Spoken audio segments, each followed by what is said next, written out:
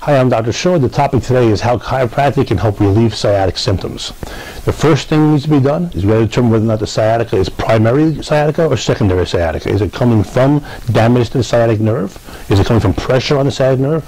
Or is it really the appearance of a sciatic problem coming from another part of the body, such as the spine or a disc? So once a doctor has ruled out the difference between axial or spinal related pain shooting down the leg versus a primary or real sciatica, then we're going to say what's the cause of it. So if the cause of it happens to be a direct nerve contusion, the answer is rest and time. There's not much going to happen. We can apply some therapies to cure it, but the truth is you really need to give it some time. If, however, it's caused by reactive muscle spasm, secondary to traumatic event or bad posture or bad body mechanics, well, then the approach is taking a mechanical approach to it. That's what chiropractors would do.